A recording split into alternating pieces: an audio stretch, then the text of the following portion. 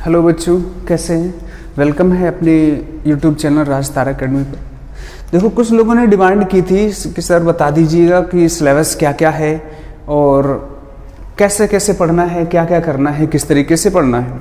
ठीक है, तो देखो बेटा, नीट और IIT JEE या फिर बोर्ड के लिए क्या सिलेबस है। नीट और IIT JEE के लिए बेटा ये 11th का पूरा सिलेबस है केमिस्ट्री का, ये 12th का पूरा सिलेबस है। ठीक है, अब बोर्ड के लिए सिर्फ ये 12th का सिलेबस है। ठीक है, तो बेटा नीट और IIT के लिए क्या करना है, ये दोनों सब्जेक्ट या दोनों टॉपिक्स, दोनों क्लास का जो सिलेबस है उसको पढ़ना होता है अच्छे से। और इसमें बेटा न्यूमेरिकल भी आते हैं।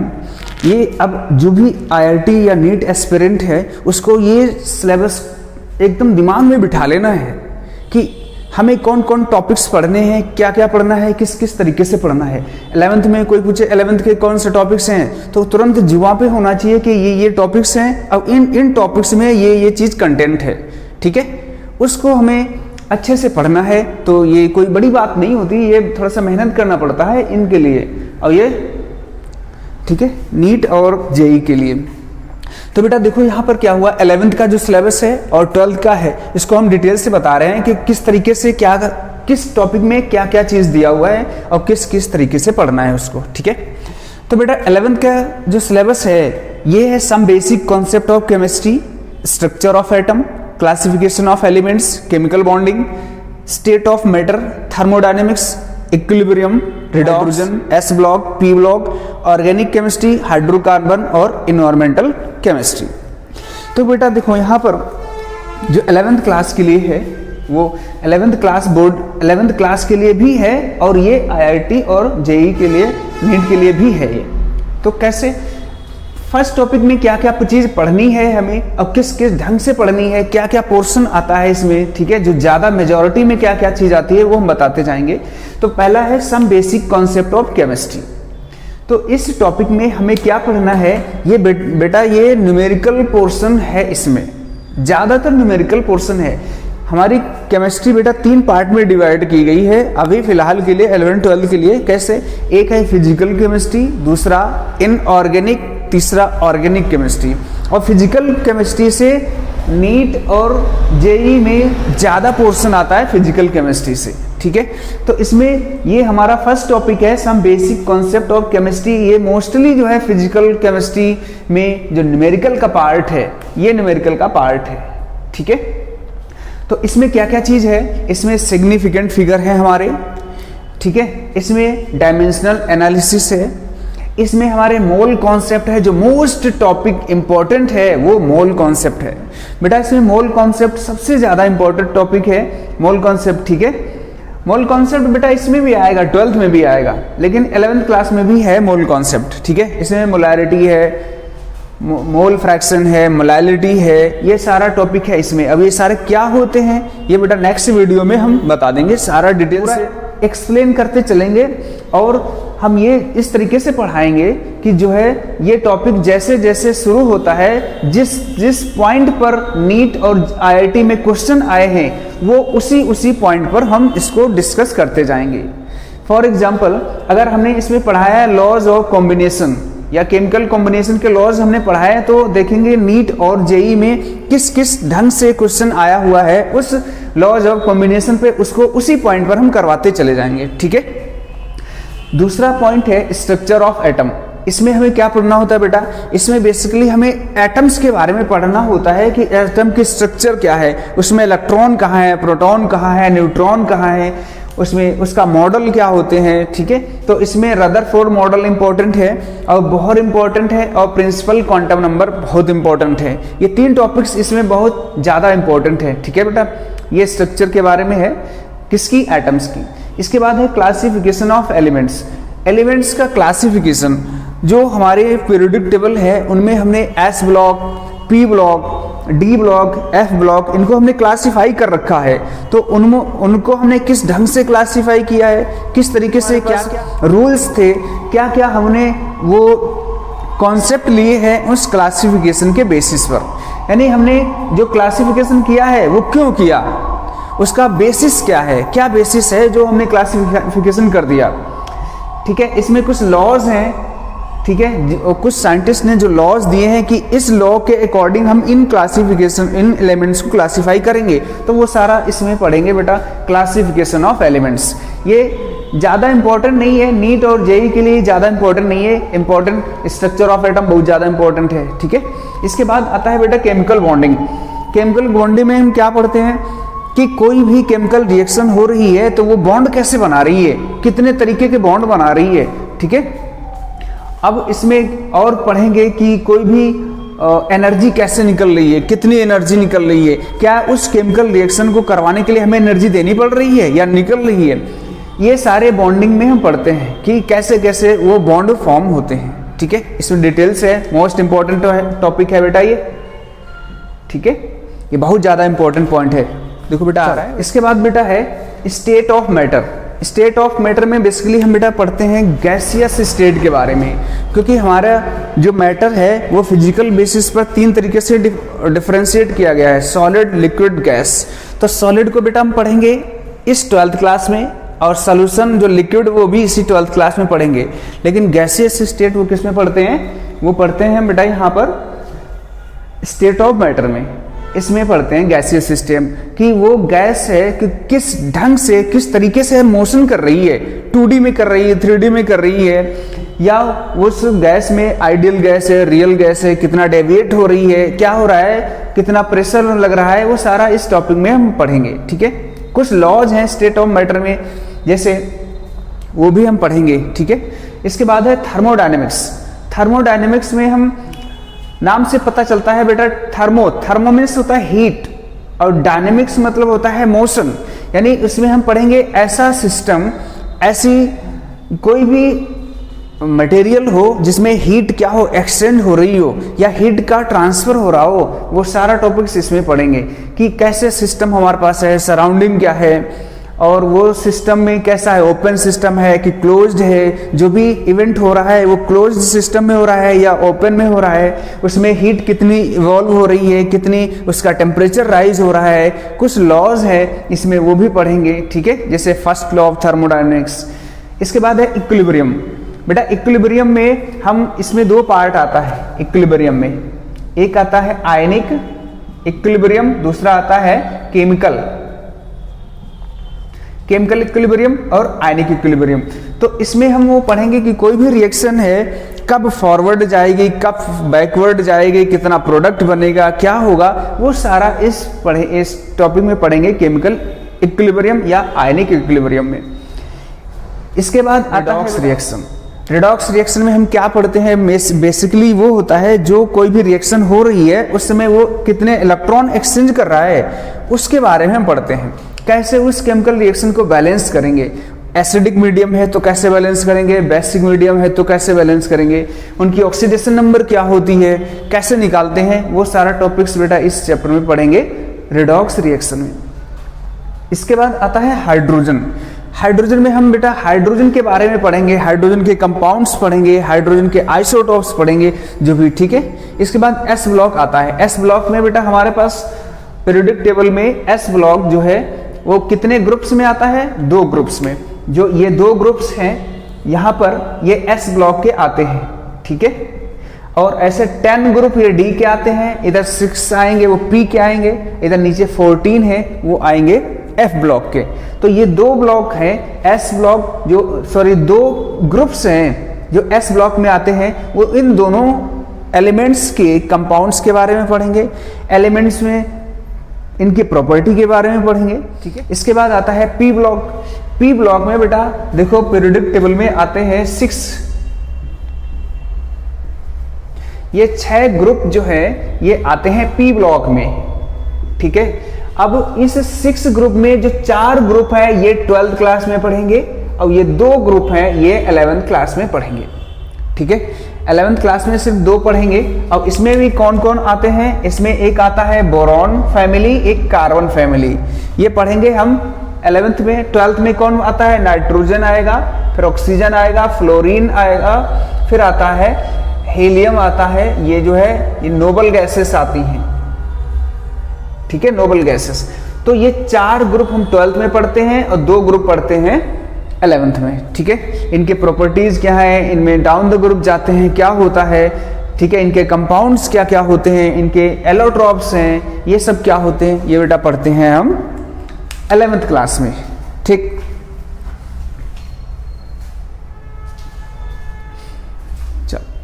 इसके बाद बेटा आता है ऑर्गेनिक केमिस्ट्री।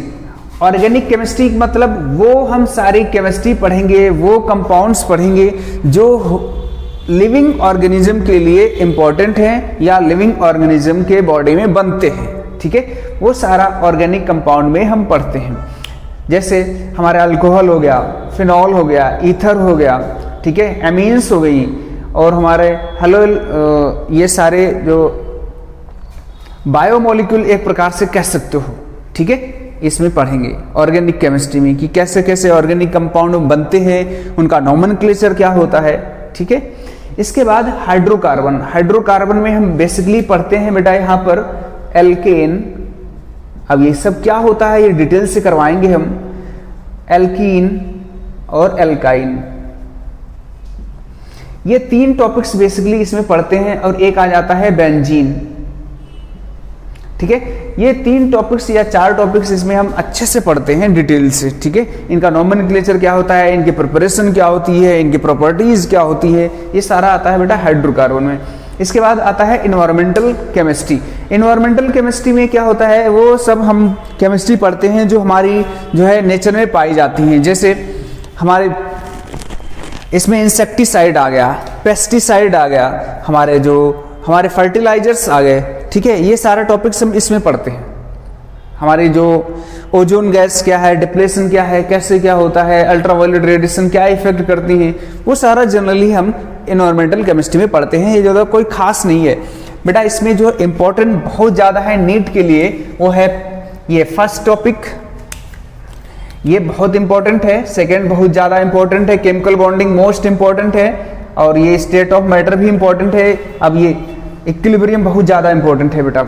इसके बाद आता है हमारा ये ऑर्गेनिक केमिस्ट्री में और हाइड्रोकार्बन में, ये बहुत इंपॉर्टेंट है, और ये पी ब्लॉक इंपॉर्टेंट है, एस भी इंपॉर्टेंट है।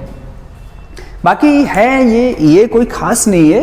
हाइड्रोजन कोई खास नहीं है, रेडॉक्स भी आता है लेकिन उतना ज़्यादा इंपॉर्टेंट नहीं है। और इंपॉर्टेंट इस क्या क्वेश्चन आ जाता है तो वो तो इंपॉर्टेंट हो ही जाता है, ठीक है। लेकिन ये तुम्हारे टॉपिक्स जो इनको जरूर करना है, ये स्ट्रक्चर ऑफ एटम है, केमिकल बॉन्डिंग है, बेस है इस पूरे टॉपिक का या पूरे सिलेबस का, बॉन्डिंग है, ये बेस है। और ये फर्स्ट 2 चैप्टर्स हैं ये, और ये इक्विलिब्रियम, ये 3 चैप्टर जो है बहुत ज्यादा इंपॉर्टेंट है, ठीक है। इसके बाद आता है बेटा 12th क्लास का, ठीक है। 12th में क्या क्या चीज है, 12th में है पहला सॉलिड स्टेट, ठीक है। सॉलिड स्टेट में क्या पढ़ना है, इसमें आता है एक सॉलिड, 2 तरीके के हमने क्लासिफाई कर रखे हैं 12th में। सॉलिड भी, एक क्रिस्टलाइन दूसरा एमॉर्फस, ठीक है, इनके बारे में पढ़ना है। इसके बाद उनका की क्रिस्टलाइन की स्ट्रक्चर कैसी होती है, उनका डायमेंशन कैसा होता है, इनका एंगल क्या होता है, इनकी एज लेंथ क्या होती है, डेंसिटी क्या होती है, कैसे कैसे पैक्ड है वो। मान लिया एक देखो होता है नमक, सॉल्ट जानते हो वो कैसा होता है, शुगर कैसी होती है, डायमंड कैसा होता है, हमारा आइस कैसा होता है, इनके स्ट्रक्चर कैसी होती है, पैकिंग कैसी होती है, कंडेंस होते हैं या ज़्यादा थोड़ा सा एक्सपेंडेड होते हैं। तो ये सारा टॉपिक हम पढ़ेंगे बेटा सॉलिड स्टेट में। हमारे डिफेक्ट क्या होते हैं कि कोई सॉलिड होता है उनमें कोई डिफेक्ट आ जाता है, ठीक है, वो कंडक्ट करता है इलेक्ट्रिसिटी को कि नहीं करता है, ये सारा टॉपिक बेटा हम पढ़ेंगे सॉलिड स्टेट में। इसके बाद आता है सॉल्यूशन। इस टॉपिक में सॉल्यूशन इंपॉर्टेंट है बेटा। तो इसमें सॉल्यूशन में क्या होता है, इसमें हम पढ़ेंगे कि कंसंट्रेशन, बेसिकली इसमें टर्म बहुत ज़्यादा इंपॉर्टेंट है।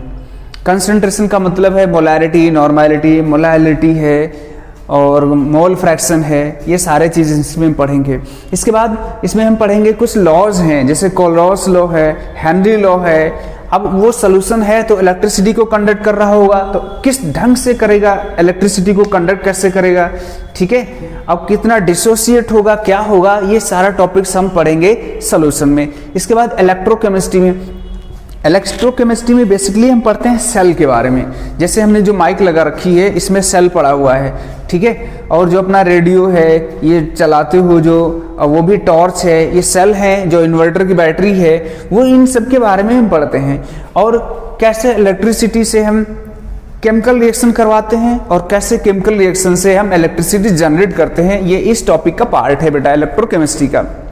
फिर है केमिकल काइनेटिक्स कि अगर कोई भी बेटा इस टॉपिक में क्या है कि कोई भी अगर रिएक्शन हो रही है वो किस ढंग से हो रही है, उसका ऑर्डर क्या है, वो किस रेट से हो रही है, वो स्लो हो रही है, फास्ट हो रही है, कितना टाइम ले रही है, या कोई भी रिएक्शन को आधा कंप्लीट करने में कितना टाइम लगेगा, या कोई भी रिएक्शन इतने समय में कितनी कंप्लीट हो जाएगी, वो सारा बेटा हम पढ़ेंगे इस केमिकल रिएक्शन में, ये इस केमिकल काइनेटिक्स टॉपिक में। सरफेस केमिस्ट्री में क्या पढ़ेंगे? सरफेस केमिस्ट्री से नाम से ही पता चलता है कि ऐसी केमिस्ट्री जो सरफेस पर होती है। इसका मतलब क्या है बेटा, जैसे आप ये इंक देख रहे हो, इस व्हाइट बोर्ड पे क्या हुआ, स्टिक की गई है, यानी इस पे क्या हुआ है, अट्रैक्शन फोर्स लगा है किसके किसके बीच, इस वो व्हाइट बोर्ड और इंक के बीच में। तो इस सरफेस केमिस्ट्री में हम वो सारे फिनोमेना पढ़ेंगे जो किसी भी सब्सटेंस के सरफेस पर होती है, ठीक है। इसके बाद मेटलर्जी। मेटलर्जी में बेटा हम क्या पढ़ेंगे? मेटलर्जी में हम वो सारे मेटल्स के बारे में पढ़ेंगे जो जमीन से या कोई अर्थ क्रस्ट से निकाला गया है, उसको हम किस किस प्रोसेस से, किस किस मेथड से उसको हम प्योर किया है उसको। तो वो सारे मेथड्स यानी प्योरिफिकेशन के मेथड से सारे पढ़ेंगे हम इस मेटलर्जी में। कोई भी इम्प्योर मेटल को किस प्रोसेस से प्योर किया जाता है, वो सारे प्रोसेस हम इस मेटलर्जी में पढ़ेंगे, बेस है ये। फिर पी ब्लॉक एलिमेंट से, पी ब्लॉक में अभी हमने बताया था 11th क्लास में क्या था, जो 2 ग्रुप थे वो 11th क्लास के थे और 4 ग्रुप बेटा है ये 12th क्लास में है। 4 कौन कौन है हमने बताया था, नाइट्रोजन फैमिली, ऑक्सीजन है, फिर हेलोजन फैमिली, फिर नोबल गैसेस, ये 4 इसमें पढ़ेंगे। इनके एलिमेंट्स डाउन द ग्रुप क्या होता है, कैसे साइज बढ़ती है, कैसे अट्रैक्शन फोर्स होता है, कैसे कैसे ये एक दूसरे से रिएक्ट करते हैं, ठीक है, कैसे कैसे इनका स्ट्रक्चर होता है, ये सारा हम पढ़ेंगे इस पी ब्लॉक में। और डी एंड एफ ब्लॉक में भी सेम चीज़ है कि डी ब्लॉक में क्या पढ़ना है, उनके एलिमेंट्स, उनके कंपाउंड्स पढ़ने हैं, उनमें क्या क्या इलेक्ट्रिसिटी कैसे कंडक्ट होती है, और उसमें जैसे लेफ्ट टू राइट जाएंगे तो साइज क्या होगी उनका, जो है बढ़ेगी घटेगी, क्या होगा बॉइलिंग पॉइंट, क्या होगा मेल्टिंग पॉइंट, क्या होगा, और उनके कंपाउंड्स में जो भी चेंजेस होगा वो सारा हम पढ़ेंगे डी एंड एफ ब्लॉक में, ठीक है। इसमें अब फिर लास्ट है, नेक्स्ट है कोऑर्डिनेशन कंपाउंड। कोऑर्डिनेशन कंपाउंड में बेटा हम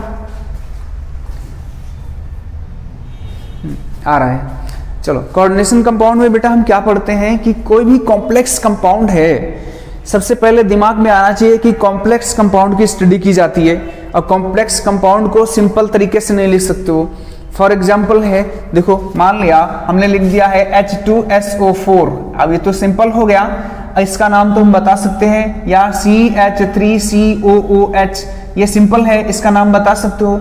लेकिन अगर यहीं पर लिखा होता K4FeCN6, अभी देखो ये कॉम्प्लेक्स कंपाउंड है, यानी ये कंपाउंड ये जो पोर्शन है और ये पोर्शन है ये डिसोसिएट हो सकता है, तो इसका नाम क्या होगा, इसका नाम क्या होगा, पूरे कंपाउंड का नाम क्या होगा। तो ये सारा कॉम्प्लेक्स कंपाउंड किस में पढ़ते हैं हम? कोऑर्डिनेशन कंपाउंड में पढ़ते हैं। इनकी वैलेंसी क्या होगी, इसकी ऑक्सीडेशन नंबर क्या होगी, ठीक है, इसकी प्राइमरी सेकेंडरी वैलेंसी क्या होगा, ये कैसे क्या कंपाउंड बनाता है, नॉमेनक्लेचर क्या होगा, ठीक है। तो ये सारा बेटा हम पढ़ते हैं कोऑर्डिनेशन कंपाउंड में। कुछ थियरी भी दी गई है इसमें, ठीक है, वो भी इसमें पढ़ेंगे। अब इसमें मैग्नेटिक बिहेवियर भी पढ़ेंगे, इसमें कलर कंपाउंड भी इसमें पढ़ेंगे, ठीक है बेटा। इसके बाद आता है halogen, halo alkanes and halo arenes. बेटा ये है ऑर्गेनिक का पार्ट, ये हेलो एरिन्स और हेलो एल्केन्स, ये बेसिकली हेलोजन जो कंपाउंड है वो किसके साथ है, हेलोजन के कंपाउंड जो है एल्केन के साथ, यानी कोई भी एल्केन हो उसके साथ हेलोजन लगा दो। फॉर एग्जांपल देखो यहां पर अगर CH3Cl लगा दिया, अब देखो ये हेलोजन है, ये क्या है, एल्केन का पार्ट है। तो ऐसे कंपाउंड की स्टडी की जाती है हेलो एल्केन और हेलो एरिन्स में। कि कोई भी एल्केन हो, एल्केन किस में पढ़ेंगे 11th क्लास में, कि कोई भी एल्केन है उसमें हमने हैलोजन लगा दिया, किस ढंग से लगाएंगे, कौन सी रिएक्शन होंगी, नेम रिएक्शन इसमें बेटा है, ये सारा इस टॉपिक में पढ़ेंगे। अल्कोहल, फिनॉल और ईथर, अल्कोहल के बारे में जानते हो, फिनॉल और ईथर के बारे में भी जानते हो, ठीक है। Aldehyde, ketone and carboxylic acid, बेटा इसमें ये इंपॉर्टेंट है बहुत ज़्यादा, और ये 3 टॉपिक बहुत ज़्यादा इंपॉर्टेंट है, ठीक है, बहुत ज़्यादा पूछा जाता है नीट और जेईई में। इसके बाद आता है एमीन्स। एमीन्स का मतलब है कि कोई भी हाइड्रोकार्बन हो, हाइड्रोकार्बन का मतलब क्या था, हाइड्रोकार्बन तुरंत दिमाग में आना चाहिए, एल्कीन, एल्काइन और एल्केन, 3 है बेसिकली, इनके साथ अगर नाइट्रोजन लगा है तो ये कहलाता है एमीन्स कहलाता है, ठीक है। बेंजीन भी आता है इसमें, ठीक है। अब बायोमोलिक्यूल्स में क्या पढ़ना है बेटा, बायोमोलिक्यूल्स में बायो मीन्स होता है लिविंग और मॉलिक्यूल्स मतलब होता है जो एसेंशियल केमिकल्स हैं। तो बायोमोलिक्यूल्स का मतलब ऐसे केमिकल्स जो ह्यूमन बीइंग के लिए या कोई भी लिविंग ऑर्गेनिज्म के लिए इंपॉर्टेंट है। फॉर एग्जांपल कार्बोहाइड्रेट है, विटामिन हैं, प्रोटीन्स हैं, ये सारा हम बेटा इस बायोमोलिक्यूल में पढ़ेंगे, ठीक। इसके बाद आता है पॉलीमर। पॉलीमर में हम क्या पढ़ेंगे कि पॉलीमर ऐसे कंपाउंड जो जिनसे रस्सी बनाई जाती है या फिर कोई टायर बनाए जाते हैं या ट्यूब बनाए जाते हैं या फिर कह सकते हो पाइप बनाए जाते हैं, या मार्कर है, पॉलीथीन है, ये बोर्ड है, ये जो भी आपको दिख रहा है, जो मोबाइल का भी जो पोर्शन है वो सारा किस टॉपिक में आता है, पॉलीमर में आता है, ठीक है। ये सारा इसमें पढ़ेंगे कैसे कैसे रबर हमें बनाना है, कैसे जो टायर होता है जो 4 व्हीलर या 2 व्हीलर का वो कैसे बनता है, वो सारा इस टॉपिक का पार्ट है बेटा पॉलीमर का, ठीक है। ये भी थोड़ा सा इंपॉर्टेंट है। इसके बाद आता है केमिस्ट्री इन एवरीडे लाइफ। और केमिस्ट्री इन एवरीडे लाइफ में क्या करना है कि हमें जो डेली यूज में है केमिस्ट्री उसको हमें पढ़ना है, ठीक है। जैसे इसमें फ्रियोन है या CFC है जो हमारी फ्रीज में निकलती गैस है, या ओजोन डिप्लेशन है, ये भी इसका पार्ट है, या फिर जैसे जो हमारा पोल्यूशन करती जो एयर है, ठीक है, वो पॉल्यूटेंट क्या है, कैसे कैसे पोल्यूशन करता है, किस तरीके के होते हैं, प्राइमरी सेकेंडरी क्या है पोल्यूटेंट, वो सारा बेटा हम पढ़ेंगे केमिस्ट्री इन एवरीडे लाइफ। तो बेटा ये हमारा हो गया नीट और IIT के लिए सिलेबस, ठीक है। हमने ये भी बता दिया कि किस किस ढंग से क्या क्या पढ़ना है, ठीक है।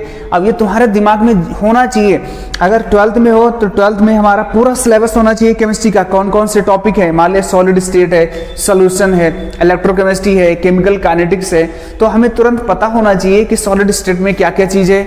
अच्छा, वहाँ पर क्या क्या चीज़ था, वहाँ पर सॉलिड में क्या था, 2 तरीके के सॉलिड थे, एमॉर्फस था, क्रिस्टलाइन था, उनकी प्रॉपर्टीज क्या है, उनके एग्जांपल्स क्या है, ठीक है।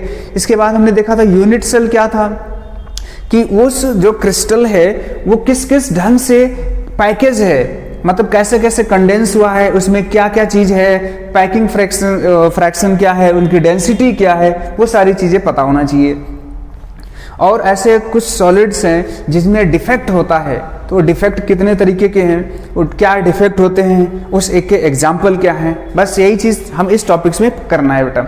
ऐसे ही सोल्यूशन में करना है कि इसमें जो है क्या चीज़ है सोल्यूशन में, तुरंत ये दिमाग में होना चाहिए बेटा। अगर नीट और जेईई देने जा रहे हो तो सोल्यूशन में दिमाग में सोचो कि सोल्यूशन में क्या चीज़ है, सोल्यूशन में क्या कंसंट्रेशन टर्म्स हैं, कंसंट्रेशन टर्म्स में क्या है, molarity, normality, molality, mole fraction है, पार्ट्स पर मिलियन है, ये ppm है, और उसमें कुछ लॉज हैं, कोलोस लॉ है, हेनरी लॉ है, कंडक्टिविटी है, ठीक है, रेजिस्टिविटी है, ये सारे दिमाग में होना चाहिए अगर नीट और IIT देने जा रहे हो, ठीक है।